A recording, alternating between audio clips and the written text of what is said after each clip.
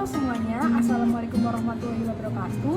Perkenalkan, nama saya Alifia Apriliani Prasidi dengan NIM 641141982 dari Rombel 6A Peminatan Epidemiologi dan Biostatistik, jurusan Ilmu Kesehatan Masyarakat Universitas Negeri Semarang. Jadi, kali ini saya akan melakukan praktikum identifikasi nyamuk guna memenuhi tugas mata kuliah pengendalian vektor. Alat dan bahan yang kita perlukan untuk mengidentifikasi nyamuk, yang pertama tentu adalah nyamuk dewasa itu sendiri, larva, dan pupa. Kemudian ada pinset, selanjutnya ada aseton sebagai pengganti dari kloroform, kutek bening, kapas, jarum pentul, kertas label, kertas cover, penggaris, ballpoint, styrofoam, dan loop. Di sini karena saya tidak memiliki loop, saya akan menggunakan aplikasi kaca pembesar yang sudah saya install di handphone untuk mengidentifikasi nyamuk. Sebelumnya, nyamuk yang kami dapatkan saya tangkap menggunakan metode landing collection pada tanggal 13 Maret 2022. Nah, metode landing collection ini merupakan metode penangkapan nyamuk menggunakan manusia sebagai umpan yang merangkap juga menjadi seorang kolektor. Jadi, mereka duduk dengan celana digulung dan menunggu hingga nyamuk hinggap. Nah, kemudian nyamuk ditangkap menggunakan botol bening. Penangkapan ini dilakukan pada sore hari sebelum matahari terbenam di dalam rumah. Sedangkan untuk larva dan pupa, saya dapatkan dari bekas kaleng yang berisi air di halaman rumah.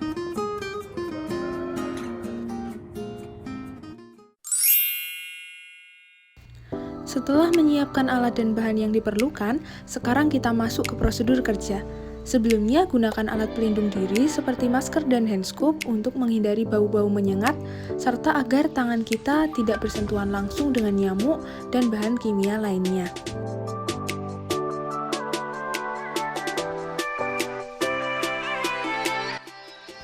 Selanjutnya, matikan nyamuk dewasa yang sudah kita tangkap dengan menggunakan aseton. Ambil kapas dengan menggunakan pinset dan letakkan cairan aseton pada kapas.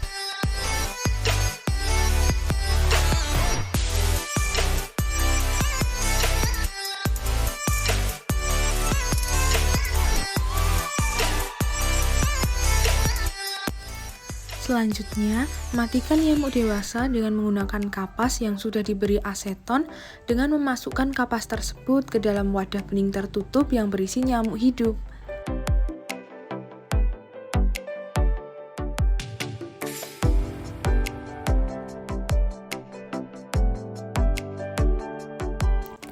Untuk mematikan pupa dan larva, ambil larva dan pupa dari wadah, tiriskan pada kertas supaya cepat kering.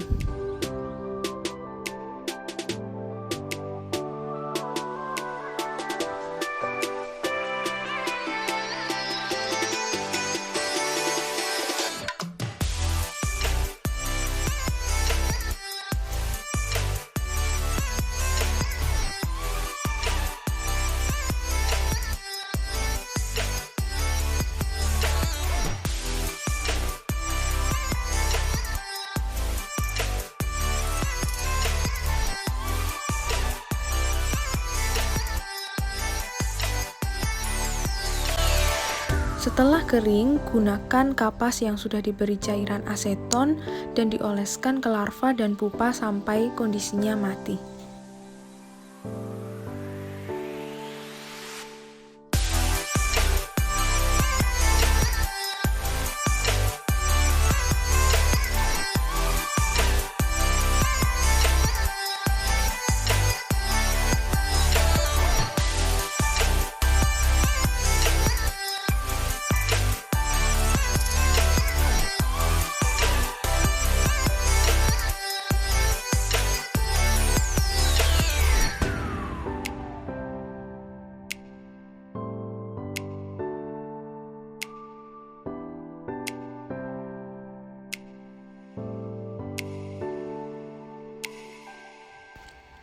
Setelah semuanya dalam kondisi mati, letakkan larva, pupa, dan juga nyamuk di atas kertas cover.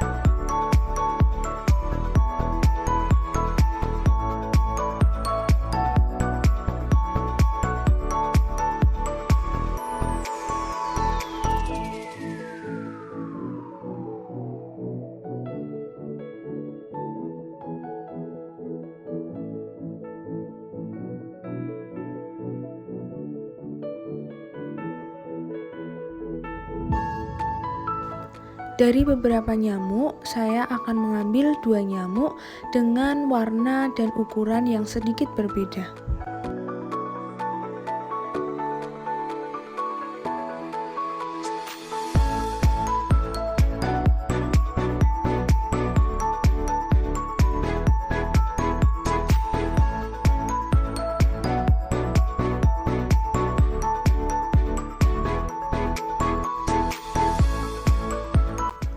Oleskan kuteks bening sebagai perekat agar nyamuk tidak terlepas dari kertas cover dan juga mempertahankan badan nyamuk supaya tetap utuh. Begitupun juga dengan larva dan pupa.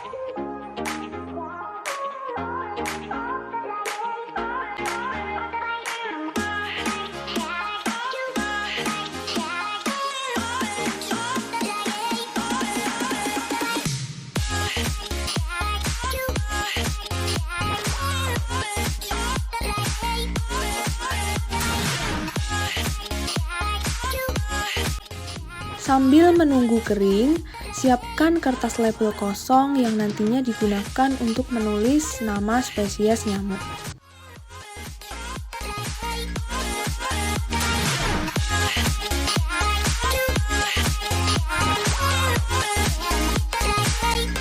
Lakukan identifikasi nyamuk, larva, dan juga pupa dengan bantuan loop. Nah, dikarenakan saya tidak ada loop, maka saya menggunakan aplikasi loop yang ada di handphone. Nah, di sini kita bisa melakukan sampai beberapa kali pembesaran. Jika perlu, catat ukuran tubuh nyamuk.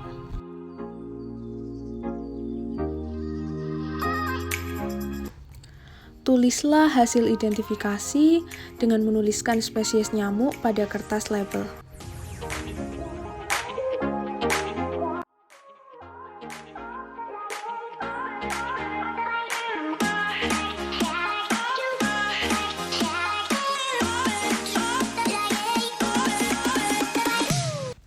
Setelah itu, ambil jarum pentul, tancapkan kertas label yang ada larva, pupa, dan juga nyamuk dewasa pada styrofoam.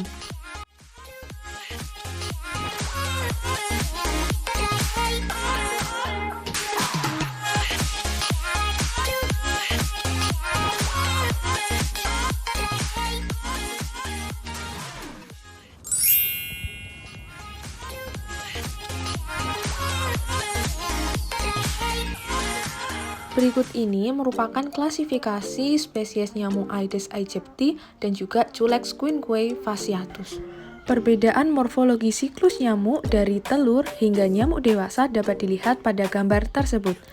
Nah, pada praktikum kali ini didapatkan hasil bahwa saya telah mengidentifikasi 2 nyamuk dengan spesies yang berbeda, yaitu spesies Aedes aegypti dan juga Culex quinquae fasciatus.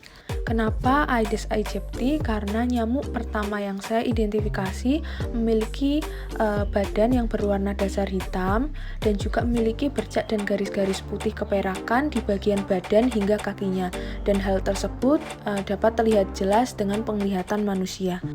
Kemudian setelah diidentifikasi dan dengan bantuan loop atau kaca pembesar, badan dari nyamuk ini terdiri dari 3 bagian, yaitu kepala, dada atau toraks, dan juga perut atau abdomen. Nah, abdomennya terdiri dari 8 ruas dengan bercak putih keperakan pada setiap ruas. Ciri lain dari Aedes aegypti juga memiliki sayap yang bersisi hitam dan berukuran 2,5 sampai 3 mm. Kemudian, nyamuk kedua yang saya identifikasi merupakan nyamuk dengan spesies Culex quinquae fasciatus, karena nyamuk Culex dewasa memiliki ciri-ciri berwarna kecoklatan dengan belang-belang putih pada abdomennya. dan juga kepalanya berwarna hitam dengan putih pada ujungnya. Nah, pada bagian toraksnya terdapat 2 garis putih berbentuk kurva. Apabila nyamuk ini dibandingkan dengan spesies Aedes aegypti, maka nyamuk culex ukurannya lebih besar dari Aedes aegypti. Dan tentu pada nyamuk Aedes aegypti, corak belang hitam putihnya lebih banyak karena coraknya dari badan hingga kaki. Kemudian abdomen bagian ujung nyamuk culex juga bisa dilihat bentuknya tumpul, warnanya coklat muda tanpa tanda khusus, dan sayapnya juga memiliki sisi yang sempit dan panjang dengan ujung yang runcing, dan panjang badan nyamuk ini sekitar 4-13 mm. Pada larva nyamuk Aedes dan juga culex, keduanya memiliki sifon yang berfungsi sebagai alat pernafasan. Nah, namun sifon yang dimiliki berbeda antara satu sama lain. Sifon pada Aedes memiliki ukuran yang lebih pendek apabila dibandingkan dengan sifon culex. Selain itu, pada nyamuk Aedes juga hanya memiliki satu pasang sifon hair, sementara pada nyamuk culex memiliki lebih dari satu pasang sifon hair. Kedua larva ini membentuk sudut pada permukaan air.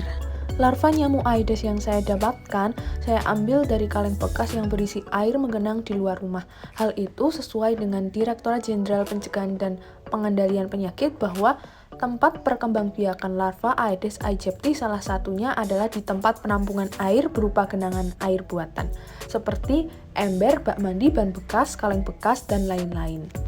Dan biasanya tempat perkembangbiakan tersebut tidak melebihi jarak 500 meter dari rumah. Setelah melakukan pengukuran larva yang saya identifikasi memiliki panjang sekitar 2,5 sampai 3 mm.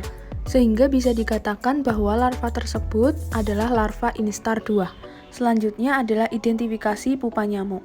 Pada praktikum kali ini didapatkan hasil bahwa pupa yang telah diidentifikasi merupakan pupa dengan spesies Aedes aegypti karena tubuhnya berbentuk bengkok dengan bagian kepala sampai dada atau cephalothorax yang lebih besar dari perutnya. Kemudian nampak juga seperti tanda baca koma. Pada segmen ke-8 terdapat alat bernafas yang berbentuk seperti trompet untuk mengambil oksigen dari udara. Dan posisi pupa pada waktu istirahat sejajar dengan permukaan air. Nyamuk Aedes aegypti saya dapatkan pada saat sore hari sekitar pukul 5 sore. Hal itu sesuai dengan teori bahwa Aedes aegypti memiliki kebiasaan menghisap darah dari pagi hingga petang dan puncak menggigitnya setelah matahari terbit sekitar pukul 8 sampai 12 dan sebelum matahari terbenam dari pukul 15 sampai 17. Selain itu, Aedes aegypti juga merupakan nyamuk antropofilik dan memiliki kebiasaan menghisap darah berulang kali atau multiple bites. Jarak terbangnya kurang lebih 100 meter. Kemudian dia juga suka hinggap di tempat yang gelap, pakaian yang tergantung, lembab, sedikit angin atau benda lain di dalam rumah yang remang-remang. Untuk nyamuk Culex Guenque fasciatus saya dapatkan pada malam hari pukul 7 malam. Hal itu sesuai dengan teori bahwa nyamuk Culex Guenque fasciatus memiliki kebiasaan menghisap darah pada malam hari atau nokturnal. Nah, jarak terbangnya sangat pendek, hanya beberapa puluh meter saja. Dan sifatnya juga antropofilik bahwa dia suka menggigit darah manusia. Kemudian nyamuk Culex Guenque fasciatus juga suka meletakkan telur dan berkembang biak di selokan yang berisi air bersih ataupun selokan air pembuangan domestik. Sebagai vektor, nyamuk Aedes dan juga Culex tentunya dapat menyebarkan penyakit, yaitu penyakit demam berdarah, demam kuning, dan chikungunya yang dapat disebabkan oleh nyamuk Aedes. Untuk nyamuk Culex dapat menjadi vektor penyebaran penyakit Japanese encephalitis, West Nile virus, filariasis, dan juga encephalitis. Sekian presentasi identifikasi nyamuk dari saya. Atas kurang dan lebihnya mohon maaf. Wassalamualaikum warahmatullahi wabarakatuh. Tetap semangat!